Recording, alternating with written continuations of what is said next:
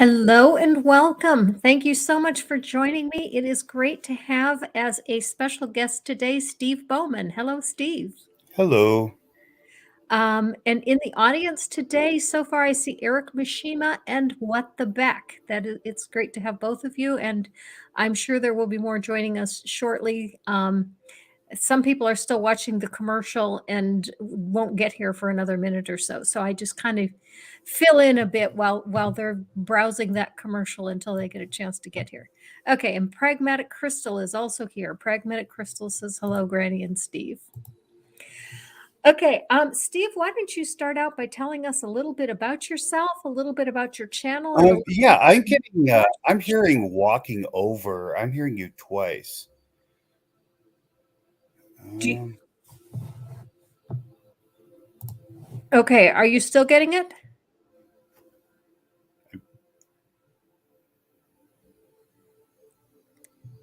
Those of you in the chat, is the audio okay? Yeah, I'm still getting it.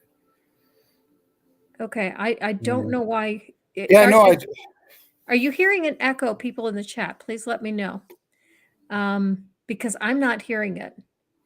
Maybe you have some feedback somewhere in your system. I don't know. Well, I'll tell you what. I'm going to stop my camera. Okay. I'm going to go.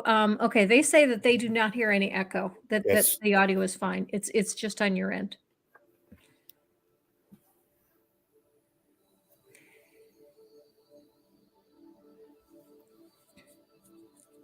Of course it is. Okay, Steve, tell us a little bit about yourself. Hopefully this will take care of it. Hold on, let me try something. Okay. I am a professional geologist. I went to, oh crap. Oh, it's still walking over and I'm confusing myself. Let me, can I log out and come back in? Sure. All right, let me try that. And I'll just talk to the audience for a bit while you do that. Okay, thank you. Okay, so the reason I asked Steve on is because geology is probably my weakest area of all. And I'll let you in on a little background as to why I'm so weak in geology. And that is because where I went to school, the college-bound class, the science program, recommended that in 8th grade, if you were not college-bound, you were to take earth science. And if you were college-bound, they recommended that you take IPS. Then in 9th grade, you could either take earth science if you hadn't taken it in 8th grade, or PS2. And students that took IPS who took earth science in 8th grade were required to take IPS in 9th grade. And 9th grade was the last year that you had to take. Oh, no, I take it back. Then you took 10th grade biology, and that was the last science class you had to take.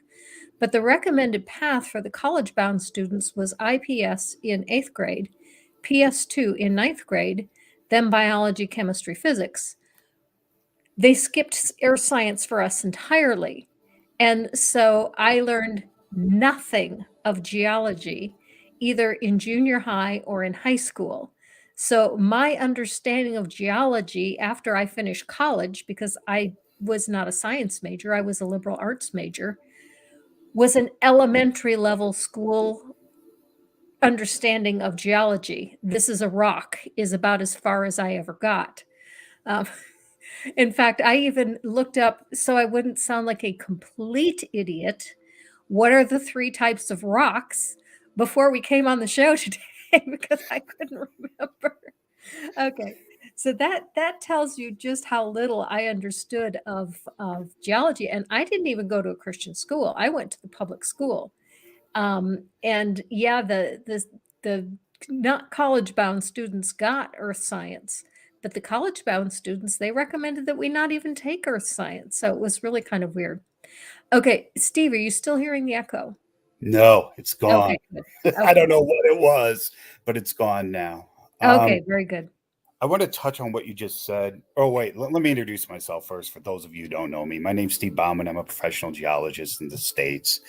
I go between Indiana and the Upper Peninsula a lot. I study the Precambrian rocks.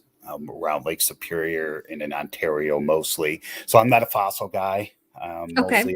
Mostly a structural geologist, a stratigrapher. The papers I professionally I put in journals are stratigraphy papers or geochronology. I also dabble in geochronology. So yeah, and I only have a bachelor's degree, but I did get an honorary master's degree from my old professor, which doesn't mean much, but it was Sure a it nice does. little acknowledgement. Yeah, Mhm. Mhm. so it the geology world's going pretty good, and the USGS right now is giving a lot of money to states to map the United States geologically Mm. map it at a certain scale, what we call 7.5 minute quadrangle scale, which is basically the size of a township and a half, I think. Okay. That for those of you wondering how big it is. Let's see. I want to address real quick what you were just talking about because that's very common. Oh, Uh, really? oh yeah, it's very common. I was lucky because I had a good public school experience. I went to a well-funded public school. I don't know how many of you have heard of it. It was called Homewood Flossmoor. It was in Illinois.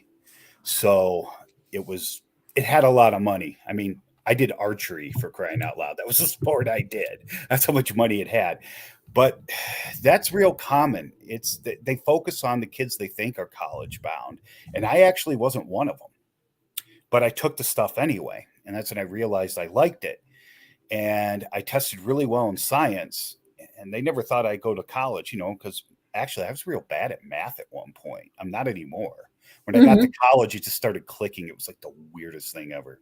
And Mm. I needed calculus for my major. So, and that's Mhm. another thing too. So a lot of people like yourself, they have this concept that they think geology's, looking at a rock going, ooh, well, this looks like quartz, and they throw it that way, and and we make everything else up. And I know most people, secular people, aren't that dense, but they don't think there's much more to it. And structural geology's more like engineering. Mhm. There's there's complicated math. We use a lot of the same tools, stereo nets, more circles or diagrams, whatever you want to call them, that kind of stuff. And so younger creationists prey on that Mhm. lack of Mhm. knowledge, as you obviously know. And even if someone isn't a young earth creationist, but they're looking into it and they didn't have a lot of education, or they had a bad one where they focused on the college bound kids and said, you know, have fun, everyone else. Good luck washing cars or whatever. Uh, no offense to people who wash cars, by the way. No offense to anybody who does that kind of work. I'm glad you do.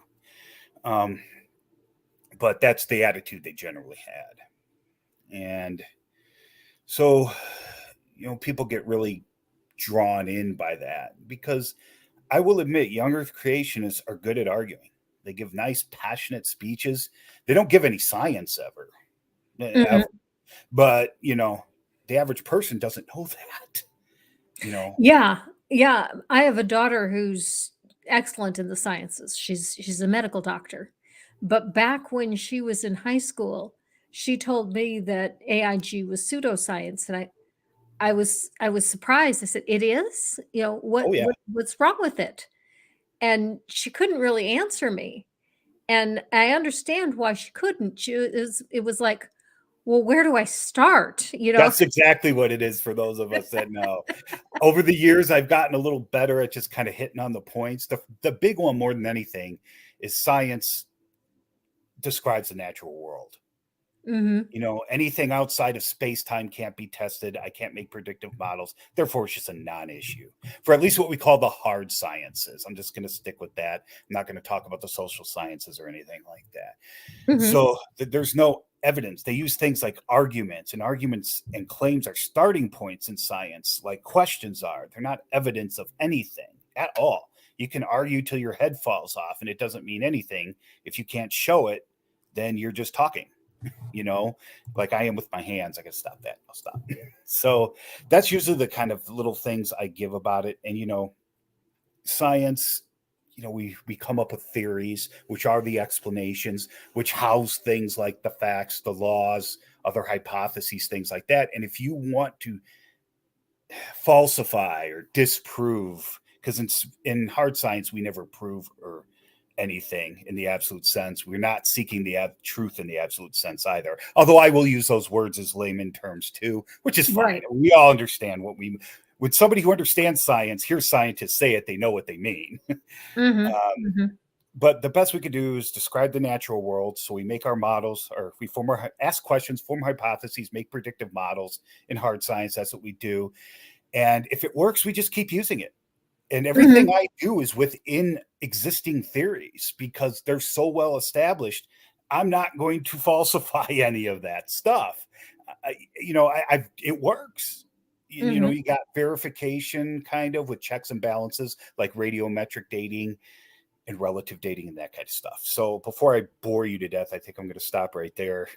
So, and let you talk for a minute or what you want to do. Okay.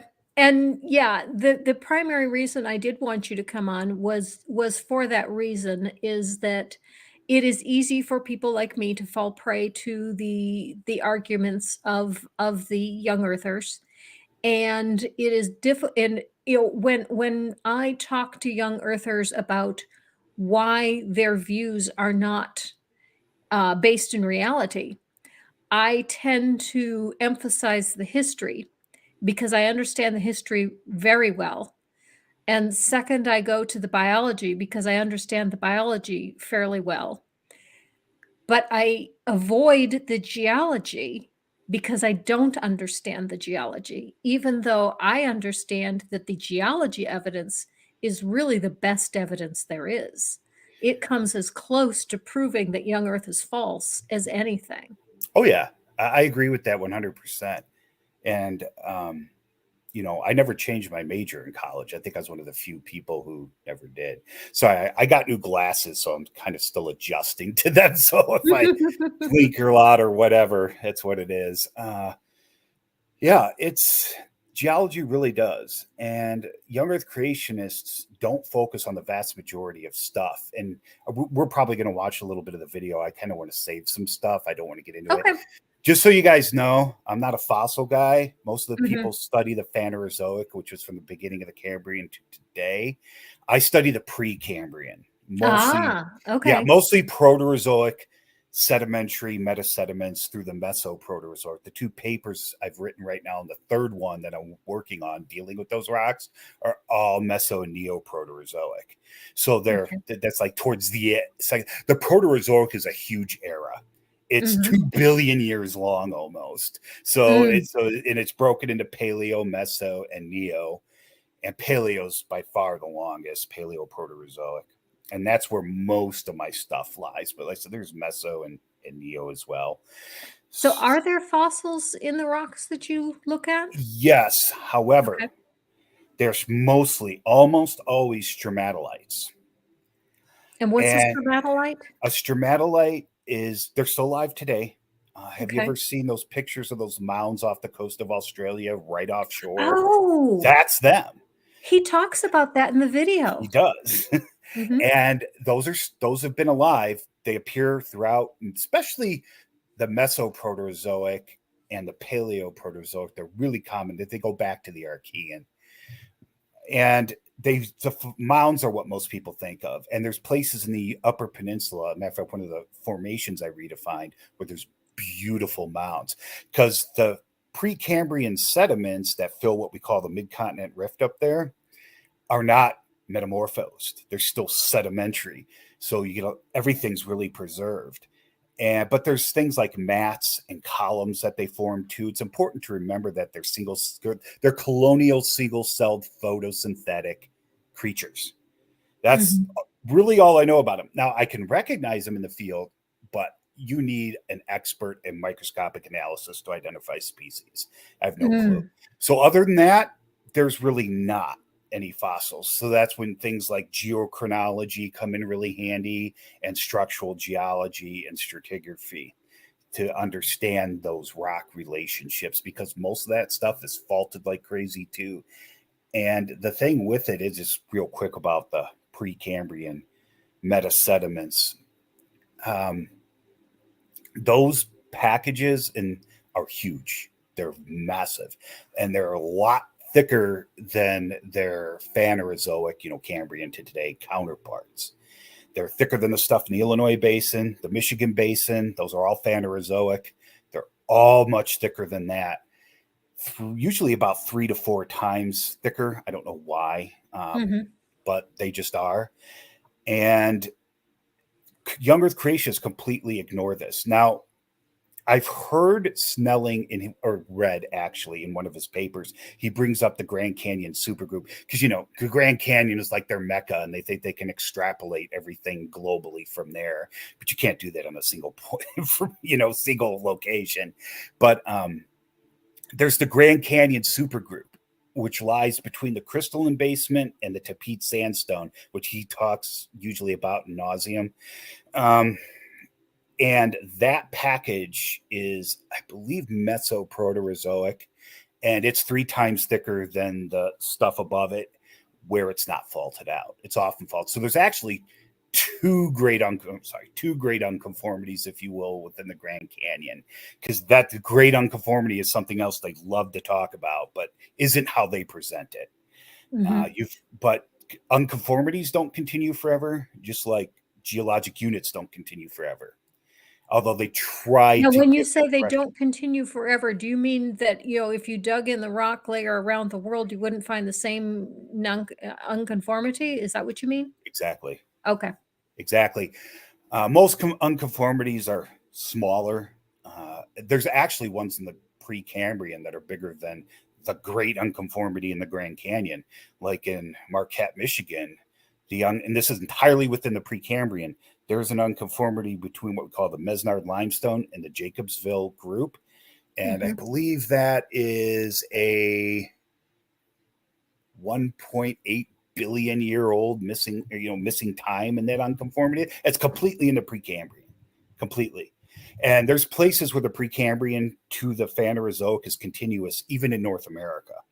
And young Earth creationists try to get this, that it's this global thing, and it's big. I will admit it's big, but it's not global by any means. And like I said, the Grand Canyon has 2. This is what it is, because of structural relationships, structural geology comes. By the way, I don't think Snelling can pick out a fault in the field to save his life. I read his Grand Canyon paper, and he did really well on the petrology. That's the microscopic analysis of rocks.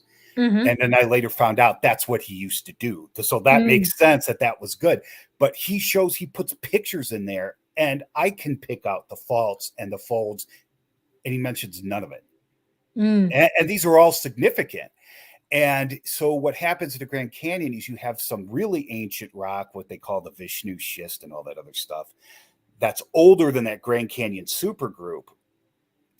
And it'll be faulted. So your Grand Canyon supergroup in the Grabens is there, but in other places it's not. So that Vishnu schist is right up on the Phanerozoic. In other places, it's a Grand Canyon supergroup that's right up in that Phanerozoic.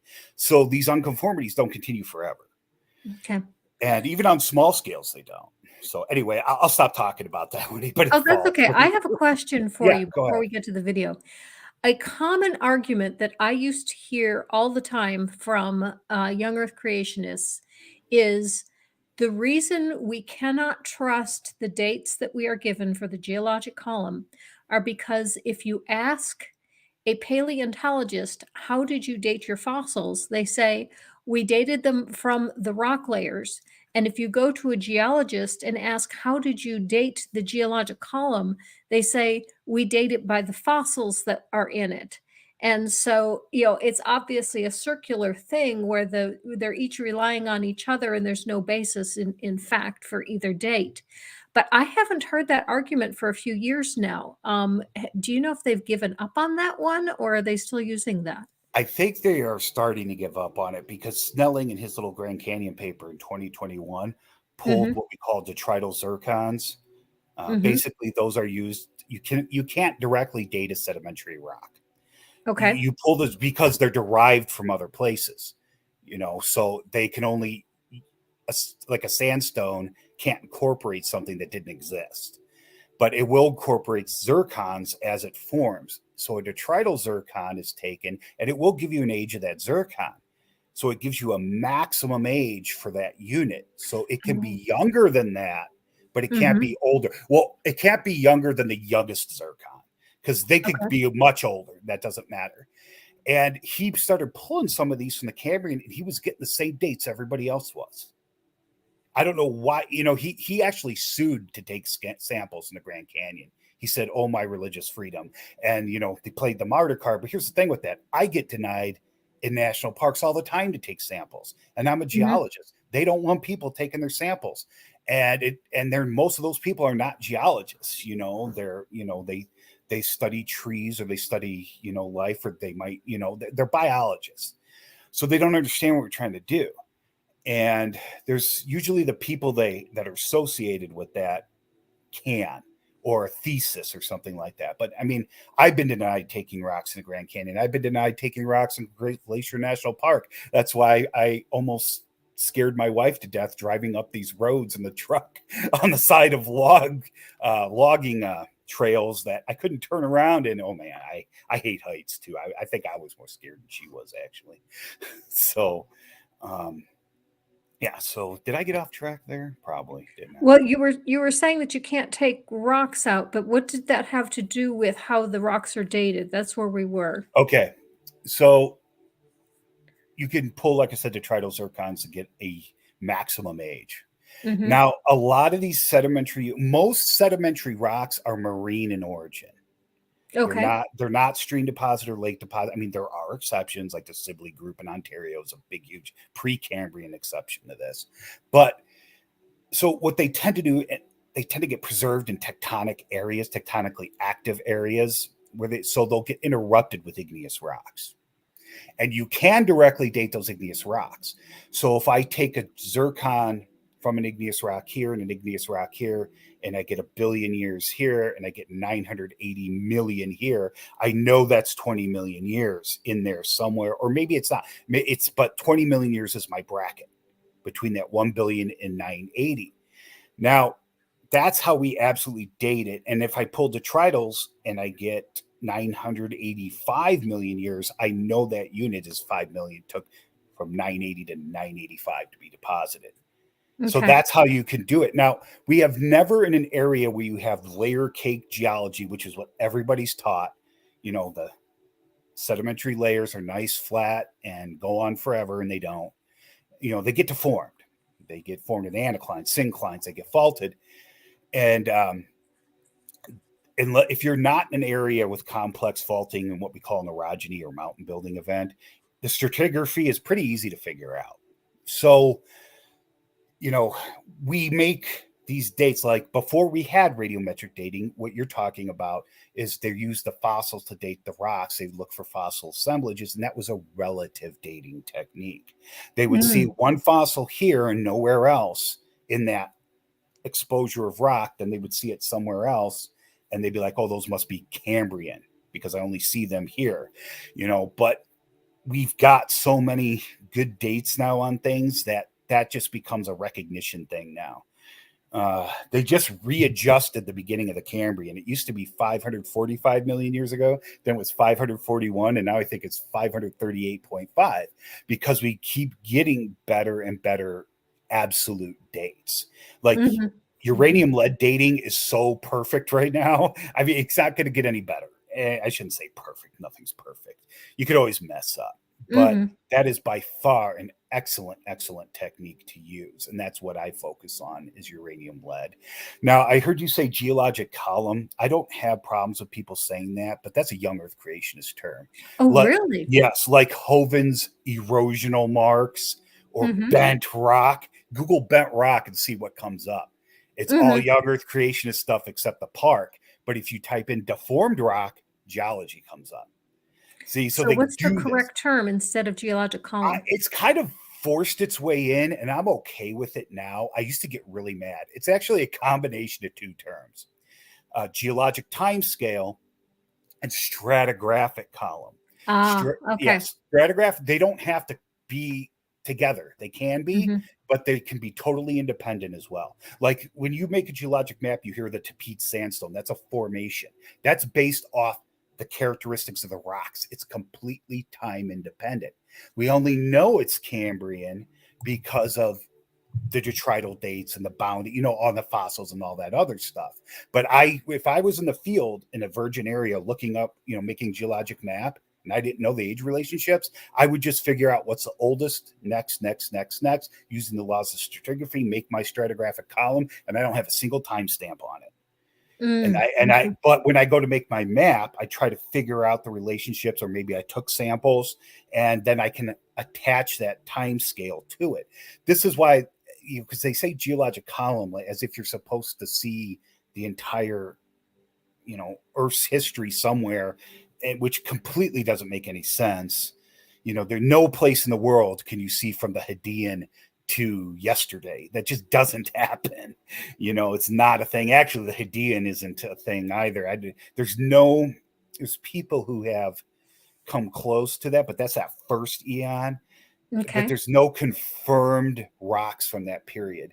Some people like to say the Jack Hills zircons because they're like 4.1 or 4.2, but that's in a sedimentary rock. And there's zircons younger than that. So those zircons are pulled from somewhere else. That rock is not that old. They think it's about 3 billion or 2.5 billion, something like that. So it's like late Archean. But, you know, because you can have zircons much older than you. And wherever that 4.1 billion year old rock is, we have no idea it's gone. We don't know. It could have been rifted somewhere or something like that. You know, plate tectonics and things move and all that other stuff. Okay, I'll shut up now. Okay, we'll watch a little bit of the video. Okay.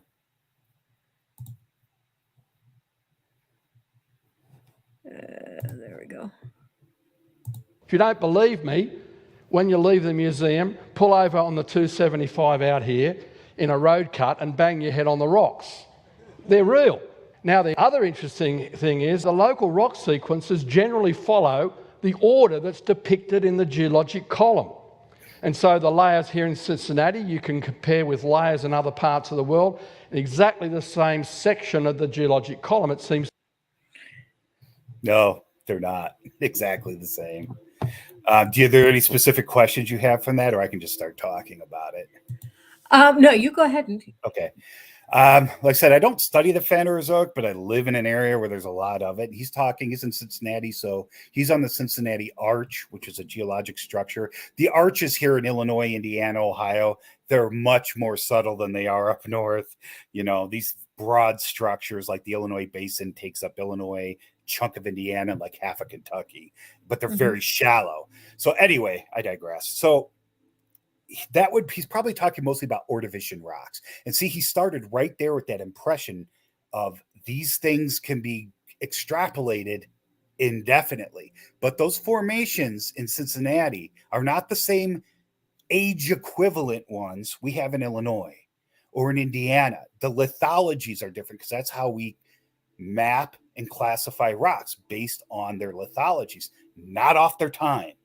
The time just gets added to it when we get that information on a map. And you can see he started talking about one of Steno's laws. There's actually 6 of those now, but Steno came up with the first 4. He's talking about lateral continuity and the law of superposition and all that stuff. And you notice he says the rock layers are real. And he's talking about, because Snelling knows, okay, he's got a legitimate PhD. And there have been attempts before by non-geologists. There's this, I don't know if you've seen it on my channel, but I went through it. It's about 20 years old, this video. It's called Evolution, or Fact or Fiction Evolution. And it's hosted by this French guy. And he actually finds some scientists to talk, but it's so bad. I mean, other than graphically, I don't care about that. I can live with that. I got bad graphics in my videos. But just like the way they try to give the sedimentary process is complete BS. And the way dating is presented is complete BS. They got some chemists to talk about him. He starts talking about, yes, that is true. There. Okay, I'm going to take that off the screen for a moment and let you finish your thought. And okay, we'll sorry. that one. Okay, so they got away from that nonsense. And like I said, that chemist tried alluding to whole rock dating, but he got that completely wrong as well. Just because he's a chemist doesn't mean he knows anything about geochronology. Geochronology is actually more like physics than chemistry. It's not really that much. Yeah, we talk about minerals and all that stuff, but it's more closer to physics. So, he just gives such a bad example. And since he doesn't talk about distinguish whole rock from zircon dating or anything else, I start talking about zircon dating, and he starts talking about salts and rocks being dissolved. And I'm like, we don't use salt to date anything. What are you talking about? Nobody does this. So anyway, but yeah, so you got to really watch out the crap they try to pull. They get some guy in a lab coat who may or may not have a legitimate degree, and they get him to agree to something, or he's one himself. Because all the scientists in that, I looked them up, they're legitimate. Some of them are still alive, but they're all young earth creationists as well. Mhm. So, anyway, I'll be quiet now. It's at the. Oh, that's okay. We're going to talk about Mage's comment. Funny thing, one of our more accurate ways of dating the Earth comes from an absolute dating of a rock that wasn't even from Earth. That's true. Okay, Yeah. what's he talking about? I've He's never talking heard about meteorites being dated. Mm-hmm. And so because we have no rocks, the age of Mm-hmm. the Earth on the surface of the Earth. Like I said, the oldest confirmed date we have from, how do I put this without being too technical? That was a core of a continent. So it was an igneous body in place, not metasedimentary or anything like that, is 3.89 billion, I think, confirmed. Like I said, there are some contenders for about 4 billion or 4.00, I think 8 billion, something like that. But they haven't been confirmed yet. So, but meteorites, they formed when the solar system formed. So they're essentially unchanged. They crash, you date that, and you're probably going to get a date of the solar system and assumably the age of the Earth, which all evidence shows everything formed essentially simultaneously, plus or minus a few million years, So yeah, we don't even have any Hadean rocks on this planet. Hadeans from the formation of the solar system to about, they keep moving it, but right now it's set at 4 billion years ago. Mm-hmm. And that's the thing with a lot of these time things in the Precambrian, since we don't have fossils like contodonts or something like that are unique to certain horizons, we can't set a boundary. So they just make these arbitrary ones at whole number increments, which is really obnoxious. Some of us are trying to get really, since we have really good dates now, trying to get some of these periods and eons and stuff like that locked down with actual dates of rocks. So we can use that too. What method do you use for determining the date of a meteorite? You use uranium lead. I believe that's what was used originally. Okay. Yeah. Okay. Yeah. Because it's going to contain either zircons or badiolites in them. And they're actually probably better because those are both high temperature forming minerals, zircon, badiolite. That's usually what we use for uranium lead. And essentially, once those form, they're immortal. They're subject to mechanical weathering. This is why they're really good, but not chemical weathering. They're like quartz. Once quartz forms, unless it melts, it's essentially immortal. It can mechanically weather and get smaller and smaller, but it never bonds with anything else. And that's what zircons and badiolites do. So once they form at that high temperature, they're essentially fine. And that's why, we use those to date, and that's why the meteorites are probably better because they formed right away. And then, and cosmic rays don't affect them or anything like that. All that other crap they try to talk about with carbon-14, and they try to get you second guessing. It doesn't apply here because carbon-14 is, I'm going to use the word organic. It's an organic process. It's an organic dating method. That's not the correct term, but you can think of it that way because you're living, I'm living, we have carbon-14. We die, we stop taking it in. So, and there's other things that can mess with it and stuff like that, but we're aware of those too. Uranium lead is completely inorganic. It's crystal. These crystals form from melts, and once they're there, they're there. So there's no cross contamination or anything like that. So then the beauty of the zircon too is, uranium lead, zircons or zirconium, and so there's ZrSO4, I believe. SO4 is a very common tetrahedron structure that bonds with things. So they form at really high temperatures. Now that zircon can get replaced with uranium in places, and that will eventually decay into lead. And I've heard people say, well, how do we know that lead didn't crystallized with that rock. How do we know that lead is from decay? Well, for several reasons. One, this is just a generic way of putting this. Have you guys ever put lead on a stove in a pan and melted it? I have, because I'm crazy. It melts, right? You can't do that with a zircon. Now, lead has a very low melting temperature. And you can actually get what's called apparent enrichment in zircons, which will tell you metamorphic age. So it always makes rocks look younger, but never older. So any of the lead in that zircon cannot be from crystallization, because lead cannot substitute for zircon. It's a chemical impossibility. It physically can't do it. So that zircon, when it crystallized, the only things, oh God, I hope I know all of them. The only things that can swap out for uranium or for zirconium is uranium, thorium, and something else. And I don't remember what it was. I don't remember everything. But so any lead in that rock is from decay. It has to be. And you can't shove lead in there. That doesn't work. You can't add it to the crystalline structure, to the crystal lattice. That's not how chemistry and mineralogy work. So, but that's the kind of thing they try to present. Like, oh yeah, you could just shove a bunch of lead in there. No, you can't. Anyway. Okay, we'll continue, or do what you need to do, or yeah. Well, we had an interesting comment here. Okay. But the flood mixed everything like a blender. That's why there's layers. I love that one, Dean. Actually, we know what flood deposits look like. Catastrophic flood deposits. But hydrodynamic sorting. That's not a thing. And he tries to, even Snelling tries to portray that in this video, because I've watched the whole thing. Oh, he did? He did say hydrologic sorting, but he implied it by talking about, that's why we see marine stuff at the bottom and then land stuff higher up. That's the one that I have queued up to start right now. Good. I'll shut up. Yeah, the next thing I wanted to go to, because this is something I don't know how to explain at all. Okay. Chalk cliffs of England. Remember, we looked under the microscope. This type of limestone is made up of trillions of microscopic shellfish. What I didn't tell you last time is that you can trace that limestone across the Northern Ireland, but you can also trace it across Europe to Germany, the Netherlands, Germany, Poland, all the way down to Israel, Egypt, Turkey, Kazakhstan. By the way, at the bottom of that cliff, a shepherd boy picked up 5 smooth stones to slay a giant. He had to throw that nonsense in there, didn't he? Yeah. Freaking had to.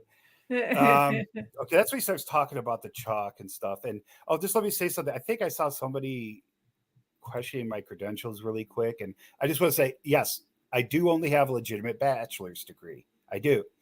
But I have a professional license as well. And there's people with PhDs that can't pass those tests. Okay, there's people with master's degrees that can't. Matter of fact, they have a high failure rate because it's a lot of stuff people don't study. I know people have taken those tests 3-4 times.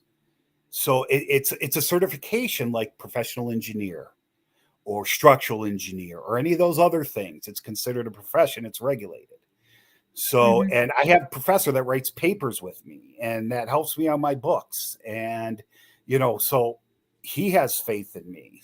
So, although he disagrees with me on one thing, but he's wrong. I know he is. No, he's not. But so anyway, yeah. Okay. So these chalk cliffs. Yes. All right. Ignorant question. Go ahead. What's chalk made of? Carbonates. Carbonite. Usually calcite, aragonite, dolomite, stuff like that. Okay. How does it form? That's a very good question. And there's multiple ways. He only alludes to one. Piles of dead things is one. Okay. And that's what he alludes to. But all carbonate deposits globally are not that way. Matter of fact, most of them aren't. In Illinois here, there's Thornton Quarry, which was an ancient Silurian reef. It's mostly dead things. And we call those pack stones is what we call those. And it's a classification system. Carbonates, everybody loves carbonates because they tell us a lot. But so everybody has their own little classification scheme. I'm not going to get into them. But carbonate rocks, he only talks about piles of dead things. They can precipitate out of seawater as well. very easily because seawater contains calcium, sodium, magnesium, all this other stuff. And we've done lab work, and I don't remember the paper. And if somebody can find it, more power to you. But we've done this where we've tried to precipitate carbonates out of solution as fast as we can. And I think the fastest we can do it is something like, it might be 6 centimeters or 6 millimeters a year. So these thick limestone assemblages that we don't have, that aren't piles of dead things, like Cambrian limestones. He's showing you the cliffs of Dover, which, somebody correct me in the chat if I'm wrong, I think those are Cretaceous. So yeah, that's what Logan Fisher was bringing up was shells. Yeah, shells. And that's what I've heard too, was that the cliffs of Dover were shells, and if all those things were alive at the time of the flood, that the earth would have been buried in like 6 feet of shellfish all the way around. Yeah, but you see, those aren't lithostratigraphically correlative units to throw some big words at you. Those units are not, they weren't deposited at the same time or in the same environment. We know how these things form, and he's conveniently leaving all of this out. And that's something else they like to do. You go to the carbonates, Cambrian carbonates. Actually, another thing the young earth creationists do, they like to talk about the Salk sequence, which is a real thing. It's sequence stratigraphy, deals with transgressions and regressions of sea on the land. It's a totally different thing than lithology, using lithology and stuff like that. But they're named. The basal one throughout most of North America is called the Salk sequence. It's actually subdivided. It's a mega sequence. But they like to give the impression this whole thing is sand. And it's not. The vast majority are chemically precipitated carbonates. And they're massively thick, hundreds of meters. I think in Illinois, the Eminence and Potosi together might break 1,000 meters in thickness, I think. And they're Upper Cambrian. And their vast majority of, there's minor reefs, but the vast majority of it's chemically precipitated carbonates. And it's called the Great American Carbonate Bank for a reason, because these deposits are mostly carbonates. They're not sandstones. But the young earth creationists don't tell you this stuff. They give the impression, and I know later, and I hope you have it queued up, where he tries to extrapolate the Tapete sandstone into Wisconsin. Please tell me you have that one. I believe that is the next thing I have. I'm getting pretty good at this, predicting things. Okay. There's the same chalk beds as on the English Channel coast. And we've got the same chalk in the Midwest of the United States, from Alabama across to Colorado, from Nebraska to Texas. That's a global scale fossil graveyard made of all these trillions of microscopic shellfish. Well, what do the scientists say about the formation of this limestone called chalk?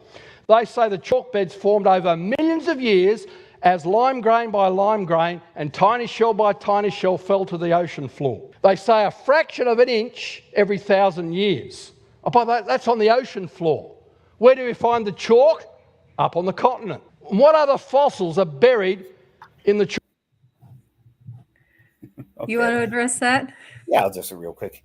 Logan, I'm glad you're learning a lot. Neil is correct. Organic versus inorganic carbonates. I didn't want to throw those terms out there. I'm trying to simplify it, guys. I'm trying, but there's no guarantee. I'm going to have you back again because, we're already running out of time and we've only gotten to maybe. Okay, I'll address that real quick and then I'll shut up. No, we'll just have you on again another day and we'll get to some more of it. So I had flagged those 2 segments as the most important ones. And then I had several other segments for us to look at as well, but we can get to the other segments another day. Okay. Or I just want to say something quick about that. Go ahead. I just want to say, he's on the same chalk bed in Alabama and Colorado. And he's just, because they want to give you this, very layer cake scenario of the deposits upon the earth, which is basically what most people learn in Geo 101. Sediments are laid down in nice level layers, and that's all they ever learn, and they never do anything else. But these units are not correlative. They're all deposited at different times. They have different ages. They have different fossil assemblages. They have no fossil assemblages. They're not the same thing. Like I said, the carbonates in Illinois are mostly dolostone. They've been dolotomized, and they're very crystalline. They don't look anything like chalk at all. They look more like almost metamorphic rock, but it's formed through groundwater alteration, not heat and pressure, so it's technically can't be metamorphic. So I think I do want to talk more about when he gets to, because he tries to say that Pete Sandstone is in Wisconsin, and I think my head was red for a week after that one. But we can talk about that next time if you want. I think that might be the next. I had this one flagged to go for another minute before we cut in. Okay. And I think it's in here, but I'm not positive. It might be another. Hold on just 1 second. Von Rick, lemon cake is like my favorite cake. So yeah. Okay, let's go. Okay. Chalk beds. Well, if we go to the Niobrara chalk in Kansas, we find it's full of crinoids, perfectly formed crinoids that had to be catastrophically buried. Or this fish didn't get time to digest its food. You see the size of that fish? It's 12 foot long.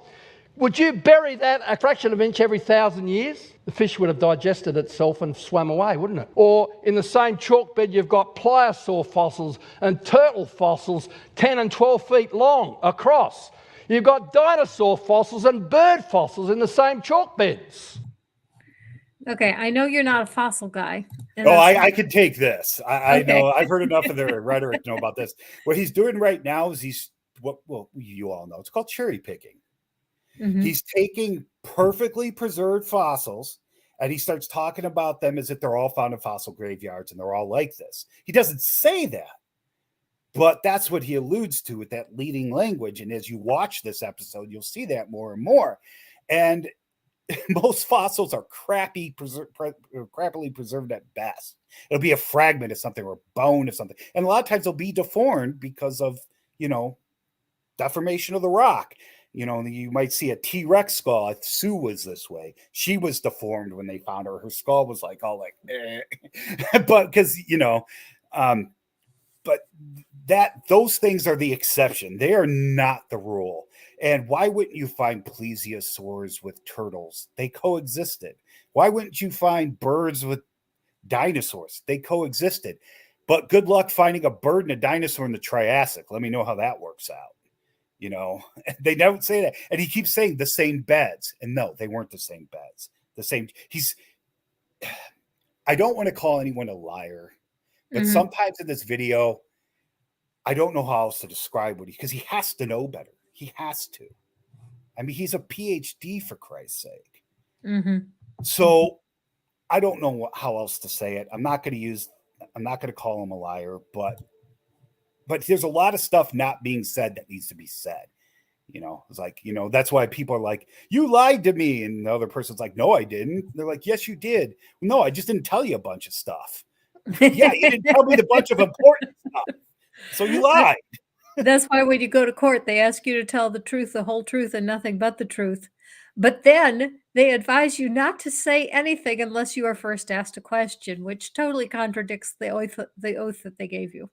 Yes. But that's neither here nor there. Yeah, I'm not going to accuse him of lying. I'm not, but I just the one thing that I found really odd about that was, they make a big deal about how all of these things were buried in sediment during the flood. The fish survived because they didn't have to be on the boat because they live in water. And here's some fish fossils. I'm going, if the fish survive because they're in the water, why are there fish fossils? There shouldn't be any fish fossils. That's a good point. I guess they could have smashed against a rock. I don't know. I don't know. And Neil is right. He brings up the heat problem, which is something they can't explain. They just blow it off, pretend it's a non-issue. Hey, Beej.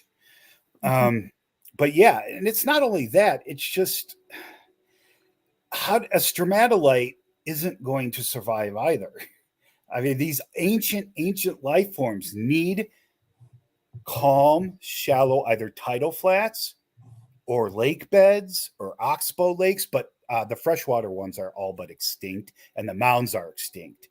And that actually might be a mass extinction in the Precambrian, because I could take you to Michigan where these things exist and they stop. And we have a real good date for that. It's about 1.085 billion years, because fortunately that sedimentary unit has a lot of lava flows within it that have been dated, and none of them contradict. And they've been done by different methods, and they all overlap. And that's what we call confirmation. That's how we know. We'll never know for sure if our methods are correct. We can't do that. But when one guy does one thing and it matches what the other guy does, and they've done it independently, that's confirmation. That's just as valid as falsification.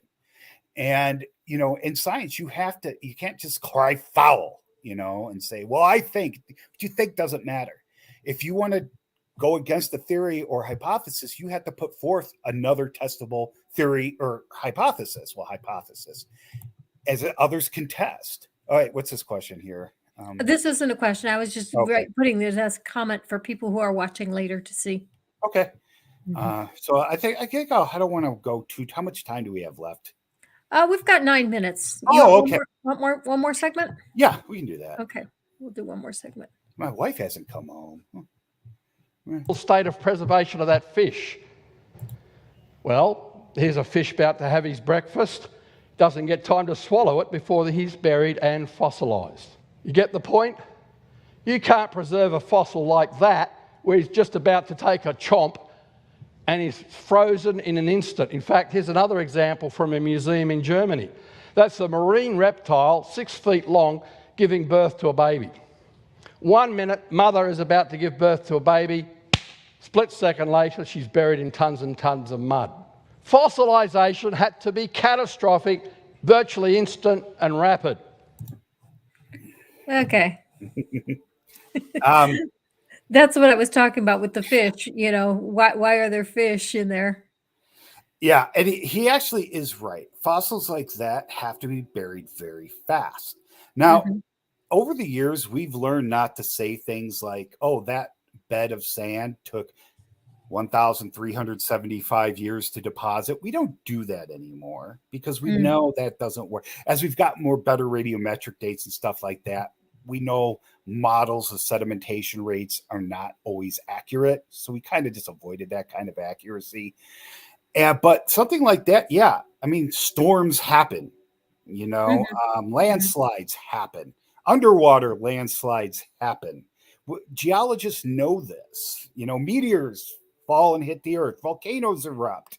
We all know this. This isn't something we pretend doesn't exist. We don't deny there's catastrophic events. And for that kind of preservation, you really need it. For ordinary fossils, like where they're all broken up or not, yeah, that doesn't, like, sometimes you'll find, bones, and then half a mile downstream or a kilometer, whatever, you'll find the rest of the animal because it's been broken up. It wasn't buried like that, But that kind of stuff you really do. And we know that stuff happens.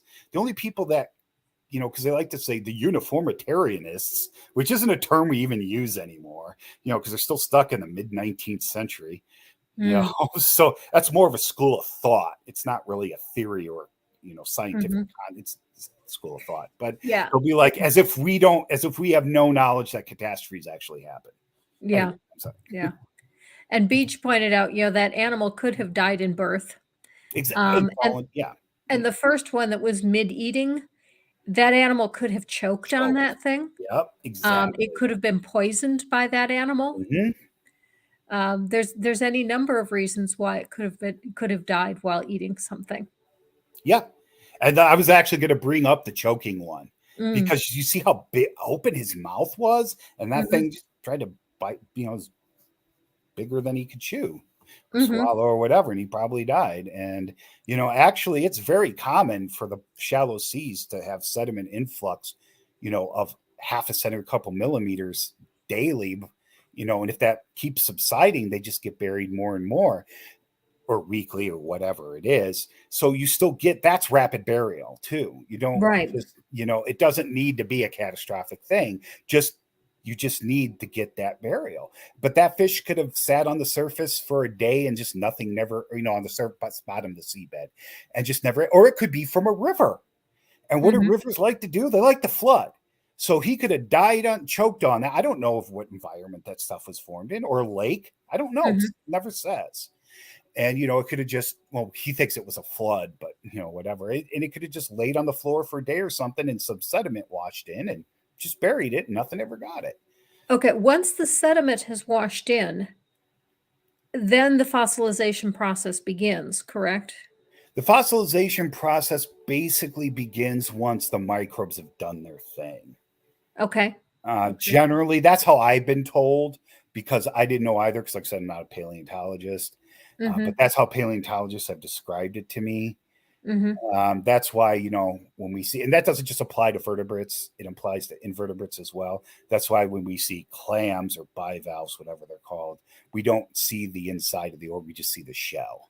Because the microbes or other thing. Well, in that case, it was probably just microbes that ate the flesh, because it would be in pieces if animals got to it. So, that's how it was told to me. So fossilization basically begins after burial and after the microbes do their things. And Johnny says, except in concretions. Yeah, I was going to say, I don't understand the question. A lot of fossils are encased. And as a matter of fact, the Tully monster, which is unique in the world and is Illinois' state fossil, and we thought it was something, then we were pretty sure it was a fish, and now we have no clue again. It's found in concretions, iron concretions within the Pennsylvanian, and it's only found in Mason Creek area. So things can get, oh man, how do chemical concretions form? I don't want to get this wrong. So I'm not going to say. Maybe next time I'll look it up and explain, because I do know, but I think I'm going to get it wrong. So, but basically, yes, concretions can form relatively quickly around an organism and preserve it. That's why we get good things like jellyfish preservations or spiders. Yes, I skipped over that part. I had a question on that part, but I ended up Yes. skipping it. Yeah, because that was one of the points he makes in the video, is that how can we have preservation of organisms that are basically gelatinous, like jellyfish? Got buried quickly, and then the microbes never really did their thing, so it became a flop. They just didn't do it for whatever reason. And notice he just showed that there are pictures of individual ones, but then he shows the crinoids, and because he's going to continue to allude that all these are in mass graves. He doesn't say that. Now, number one, if you find crinoids, they're actually animals, but we kind of talk about them like plants because they look like sea lilies. They're still around, but they have a foot, but we call it the root, and then they have the stem and the head. If you find crinoid that well preserved, send it over to me. Don't ask why, but actually, if you find a crinoid head, you've got a couple $100 in your pocket. The stems are real common, and they'll break apart a lot. And the native people used to make jewelry out of them. But if you find a whole one, you've got a lot of money in your pocket. So, see, he gives that false illusion that these are perfect preservation, and it just that those are so the exception. Beast of crinoids. Okay. We are about out of time. So before we go, I want to give you a chance to plug your channel and your courses. Oh, thank you. Yeah, my channel is under my name, Steven Baumann. Many of you already know. I give geology, I talk about geology, but I'm moving the channel more into probably dealing with young earth creationists than anything.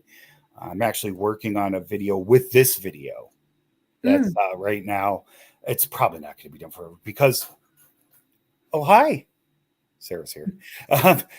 Because I have my Teachable channel now, which some of the stuff is free. It's AIG as well, but it's Arcos Institute of Geosciences. Yes, that was intentional. If you just Google that, it should come up. There are free courses. You have to register. Even if you never buy a single course, and registering helps me out. Watching a couple of the free stuff helps me out because it gets in the algorithms and stuff like that. Now, I give a lot of the stuff is complex and very technical. And you told me you took the test of the geology test and didn't. I felt so bad because now I got to break it out into a beginner, middle, and advanced one, I think. Okay. That makes sense. I need to do that. Some of them have tests on them. I don't think any of the free ones do. Or if they do, you don't need to pass it. You just take it or whatever. So, it's a gauge for yourself. But there are a lot of technical ones, and there are some tests you have to pass and all that stuff. And it's stuff you're not going to easily find online. It's, I'm not going to tell you, about, the KT extinction, because everybody and their brother talks about that. You go to any channel and find anything about that. I do focus on the Precambrian a lot because that's what I study. And who's that? I find the Precambrian absolutely fascinating. I do too. And I'm one of the few ones. There's less and less of us every day. And we need more and more because the Archean rocks in North America are grossly understudied. And I don't know if you know this, but most of us that aren't old timers are pretty convinced that plate tectonics was not in operation during the Hadean and during the Archean, or most of the Archean, because of the rocks. It doesn't seem to have got started until what we call the GOE, the Great Oxygen Event, 2.5 billion years ago. And then it doesn't seem yet. So something else is going on, but nobody studies these things anymore. I actually have a cousin who has a PhD in geology, but she doesn't like doing shows and she doesn't like being out in public. So that's I have no problem embarrassing myself. She lives in Lincoln, Nebraska, and her primary area of study is ash falls. Oh, cool. Igneous. Okay. Younger creationists think those are, other things, but and on the teachable thing too, I do things like structural geology and stuff that, complex stuff. I talk about deformation, how rocks, because there's a lot of young earth creationists who are like, how do you bend solid rock? It's called confined compressive strength. Yeah, I watched your video. That was fascinating. Yeah, and that was a simple one. I didn't realize that all solids have a plastic phase. Yep, they do. And under confined pressure, that plastic range is expanded a lot further. So and it's a lot of people don't know that. So it's a younger creationist goes, how do you bend solid rock? Somebody might be like, oh yeah, how do you do that? That's outside my experience. And that's what they hope, that's what they rely on.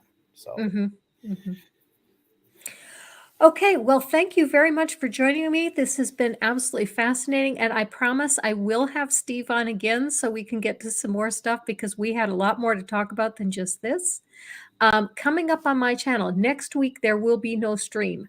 Robin graduates from college, and I will be down at Auburn at Robin's college graduation. Let's see, I will be back in 2 weeks, and who's my guest? I don't even remember. I have to check my calendar. In 2 weeks, my guest will be Vandalia. So Vandalia will be here in 2 weeks. And thank you all for coming. It's been great to have the live audience. Oh, we just got a super chat. Thank you very much, Jacob Taylor. And you are very welcome for the stream. And thank you, Steve, for coming. And congratulations to your daughter as well. Son. Oh, son. It's okay. See, like I said, I have no problem embarrassing myself in public. Right. Well, Robin is a gender neutral name, so it is, and I guessed the wrong one. Yep. So, okay. Well, thank you very much, and thank you to everybody watching. Bees, Johnny, Von Rick, everybody. Thank you so much. Okay. Live your life.